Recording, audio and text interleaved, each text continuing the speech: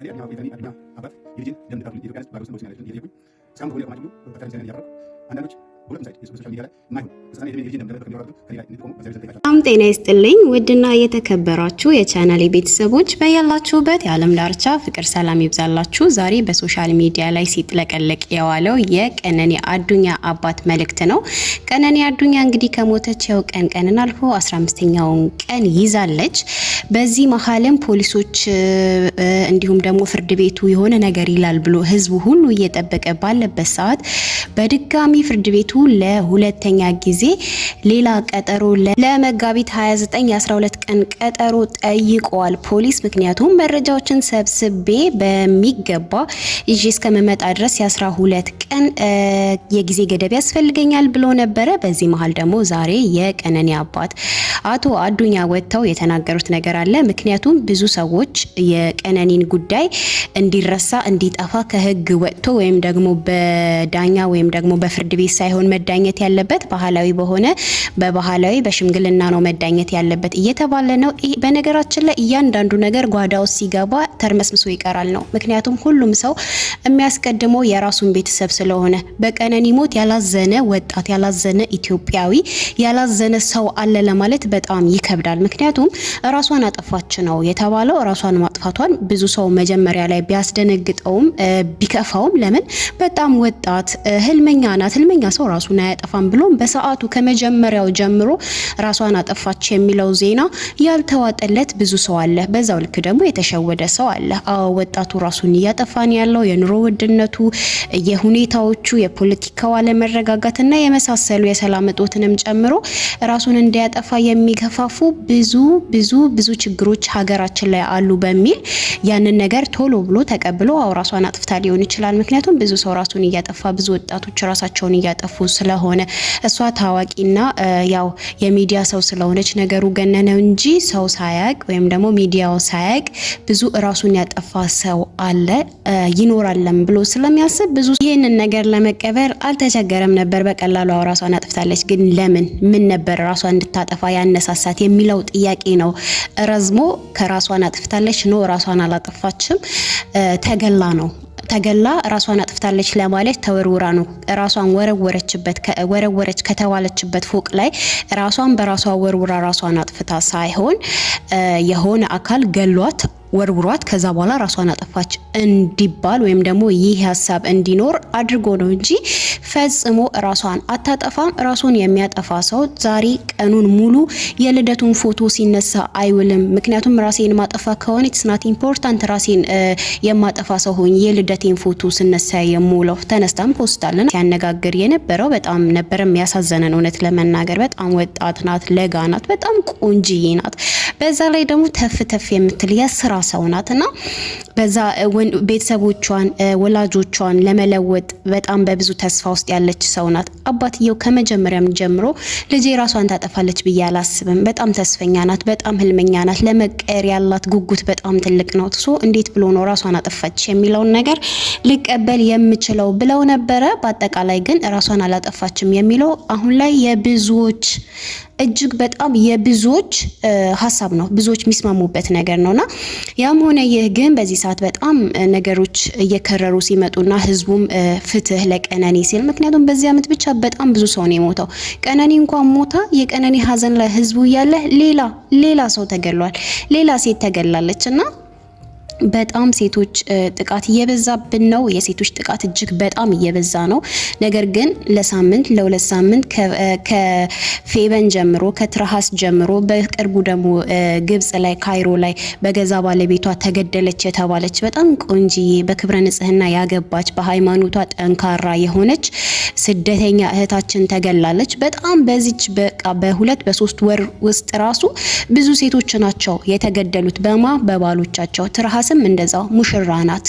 በጫግሏ ላይ ነው ባለቤቷ አርዶ ቆራርጦ የገደላት። እነዚህ ሁሉ ጥቃቶች እየደረሱ ነው። ስለዚህ ምንም አይነት ይሄ ነው የሚባል ወይም ደግሞ ገዳዩ ይሄ ነው የሚባል ቅጣት ሲቀጣ አላየንም። አሁንም ፍትህ እንላለን፣ እንደ ሰው እንደ ሴት ፍትህ ለቀነኒ እንላለን።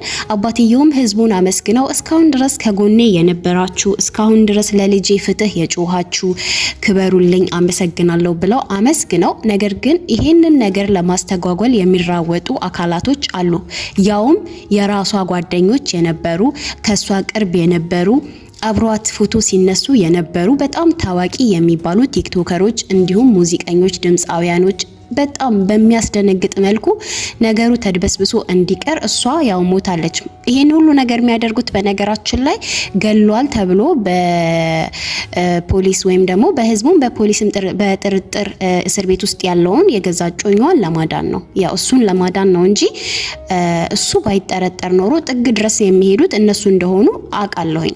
ግን ህሊናው የሚያስጨንቀው ሰው፣ ህሊናው እንቅልፍ የሚነሳው ሰው፣ ትራሱ ላይ ጭንቅላቱ ህሊናው ጥያቄ የሚጠይቀው ሰው የሚያደርገውን ነገር አይደለም እያደረጉ ያሉት።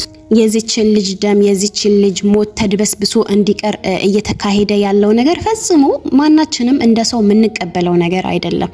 ወዳጅነታችሁ ሌላ ነው፣ እንደ ሰው ግን እኛ ሰዎች ነን እና ይሄ ነገር ልክ አይደለም። ተድበስብሶ እንዲቀር ገና ለገና እሱ ታዋቂ ስለሆነ ያው እስካሁን ድረስ በእርግጥ የተረጋገጠ ነገር የለም። ፖሊሶች እንዲሁም ደግሞ ፍርድ ቤቱ በስነ ስርዓት ገሏል ብሎ ማስረጃ ይዞ እስካልፈረደበት ድረስ ያው እንደ ማንኛውም እንደ ከፖሊስም ወይም ደግሞ ከህግም አንፃር በጥርጥር ቁጥጥር ስር ያለ ሰው ነው እሱ ነው የተባለው። ምክንያቱም በሞተችም ሰዓት ቤት ውስጥ ነበረ ተብሏል። ባይገፈትራት ባይገላት ራሱ እንድትሞት የሆነ ነገር አለ። የሰው ልጅ ዝም ብሎ ብድግ ብሎ ተነስቶ ራሱን አያጠፋም። ቀኑን ሙሉ የልደቱን ፎቶ ሲነሳ ውሎ ቀኑን ሙሉ በቃ ደስተኛ ሰላም ስለሆናችሁ ነው አይደለ የልደታችሁን ፎቶ የምትነሱት። በእንደዚህ አይነት ሁኔታ ላይ ያዋለች ልጅ ቤት ውስጥ ገብታ ያው ማታ እኩለ ሌሊት ህዝብ ሁሉ በተኛበት ሰው ሁሉ በተኛበት ሰዓት ላይ ራሷን አጠፋች። ይሄ ለመቀበል እጅግ በጣም የሚከብድ ነገር ነው። እውነት ለመናገር በጣም የሚከብድ ነገር ነው። ለምን ቀኑን ሰላም ውላ ፎቶ ስትነሳ ውላ ሌሊት እኩለ ሌሊት ተነስታ ራሷን የምትወረውርበት ምክንያት ምንድን ነው? ለዚህ ሁሉ ምላሽ ያለው አብሯት ከነበረ ሰው ጋር ነው ማግኘት የሚቻለው። ኦሬዲ እሷ የለችም፣ ኦሬዲ እሷ ሞታለች። ስለዚህ ከመሬት በታች ያለች እሷን መልሽልን ልንል አንችልም። ነገር ግን ለዚህ ሁሉ ጥያቄዎች መልሱ ያለው አብሯት የነበረ እጮኛዋ የሆነ የምታፈቅረው ሰው በጣም እኔ እንጃ ራስን ከመስጠት በላይ ምን አለ? ራሷን ሰጥታ ነው መቼም አምናው ነው አይደል አንድ ቤት ውስጥ እየኖረች ያለችው። በጣም በሚያስደነግጥ መልኩ ራሷን አጠፋች። ይሄ ማናችንም ለመቀበል ለጭንቅላት የሚከብድ ነገር ነው። ስለዚህ ራሷን አጥፍታለች የሚለው ነገር በብዛት አብዛኞቹ ፍርድ ቤቱ እንኳን ምንም ባይልም ብዙ ሰው የሚስማማበት ነገር ነው። ሆኖም ሳለ ግን አሁን ይሄ ሁሉ ነገር ተግበስብሶ እንዲቀር እስከዛሬ ባለው ነገር እስከዛሬ እንደነበረው አይነት ወንጀሎች ሁሉ ተድበስብሶ እንዲረሳ እየተደረገ ነውና ያለው። ይሄንን ነገር ደግሞ የታዘቡት የልጅቷ ወይም ደግሞ የቀነኒ አባት ወጥተው ለቆሙላት ፍትህ ለጠየቁላት እስካሁንም ድረስ ለሷ ለጮሁላት ምስጋናቸውን አቅርበው እንዲሁም ደግሞ አሁንም የልጄ ደም ተድበስብሶ እንዲቀር የሚያደርጉ አካላቶች አሉ። ስለዚህ እባካችሁን አሁንም ከጎን የሆናችሁ ለልጄ ፍትህ እንዲሰፍን አድርጉልኝ፣ ለልጄ ፍትህ በሉልኝ እያሉ ነው ያሉትና እባካችሁ ሁላችሁም አሁንም ድምጽ መሆናችሁን እንዳታቆሙ። ይገባኛል እነዚህ ወዳደሮች ናቸው፣ እውነት ለመናገር ህሊና ቢሶች ናቸው። የሞተው እያለ የተገደለው የተበደለው እያለ በህይወት ላለ ሰው የቆሙ ሰዎች በጣም ከባድ ነው። ይሄ ጥቅመኝነት የሆነ ነገር ምን ይሄ አይደለም። ይቺም ሟቿም እህታችን ናት። በቃ የተጠረጠረው ወንድማችን ነው እንደ ሰው ካሰብ ነው ሀቅ ለመናገር። ነገር ግን ፍትህ መስፈን አለበት። ሟቿም ቤተሰቦች አሏት፣ ሟቿም እናት አባት አሏት። ስለሷ የሚሰቃዩ በሞቷ የሚሰቃዩ ሰዎች አሉና እጅግ በጣም ነው ነፍስን የሚያሰቃይ። እውነት ለመናገር ስለ እናትና አባቷ ሳስብ በጣም ነው የሚከብደኝ፣ በጣም ነው የሚያሳዝነኝ። ምክንያቱም ቀልድ አይደለም። ተስፋ የጣሉባት አይኗን የሚያዩ ነገ እሷም አልፎላት እኛም አልፎልን የሚሉ የምትጦራቸው ወላጆቿ በድንገት በቅጽበት ልጃችሁ ያው ታማ አይደለም ታሞ እኮ አስታሞ መቅበርም እውነት ለመናገር በዚህ ዘመን በጣም ከባድ ደስ የሚል ማዕረግ ነው። ነገር ግን ይሄ በቃ ወጣቱ በጣም በለጋነት በጣም ሀናንን ካስታወሳችኋት ሀናንም እንደዚሁ ነው ጅማ ላይ የተገደለችው በጣም ቆንጂዬ ወጣት ለሰርጓ ስትዘጋጅ የነበረች ወጣትን ነው የገዛ እጩኛ ገደላት የተባለው። እስካሁን ግን ስለሱ ምንም አይነት ፍትህ አላገኘንም። በሙሽራዋ በባሏ የተገደለችውም ትርሃስ እንደዛው። ይሄ የወራት ታሪክ ነው። የኔና ያንቺ የኔና የናንተ ዘመን ታሪክ ነውና እጅግ በጣም ነው የሚያስደነግጠው ያለንበት ሁኔታ። አሁንም ፍትህ ለቀነኒ። አባቷን ጥሪ ተቀብለን ሁላችንም ፍትህ ለቀነኒ ማለት ይጠበቅብናል። መልካም ጊዜ